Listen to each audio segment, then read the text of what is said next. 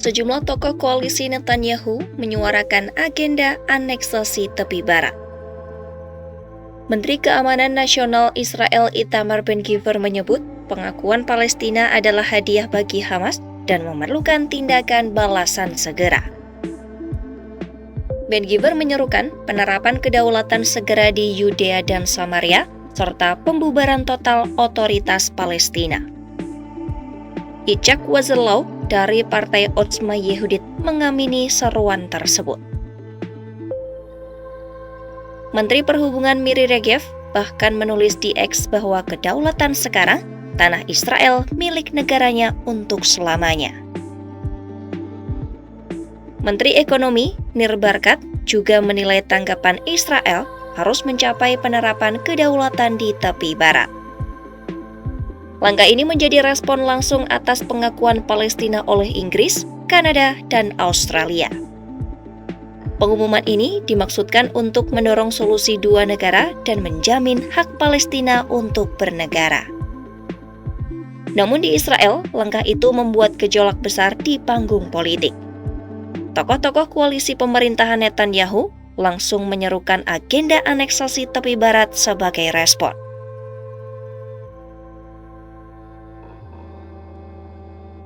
Presiden Israel Isaac Herzog turut mengecam pengakuan Palestina oleh negara-negara barat.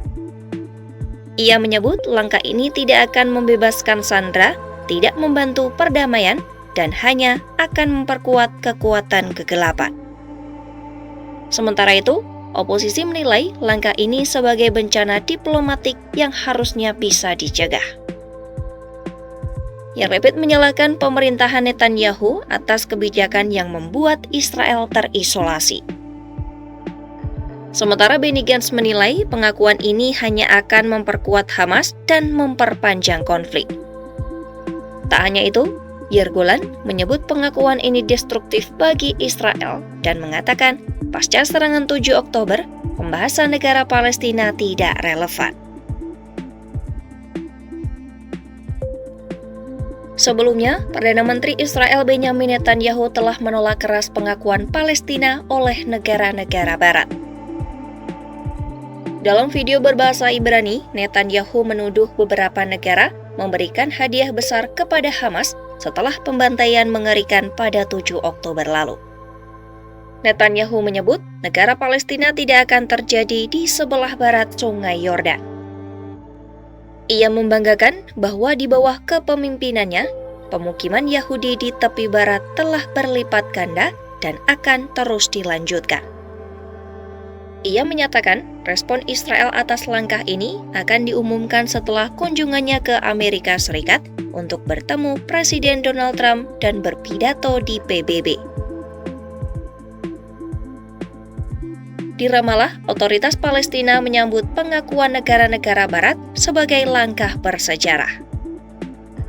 Menteri Luar Negeri Farzan Agabekian Shahin menyebutnya sebagai tahapan penting yang membawa Palestina lebih dekat ke kedaulatan. Presiden Mahmud Abbas memuji keputusan Inggris dan menyebutnya sebagai langkah penting untuk mencapai perdamaian yang adil dan abadi. Hamas juga menyambut keputusan itu, menyebutnya sebagai kemenangan bagi hak-hak nasional Palestina. Tokoh Hamas Mahmud Mardawi mengatakan, langkah ini adalah pesan jelas bahwa pendudukan tidak akan pernah menghapus hak rakyat Palestina.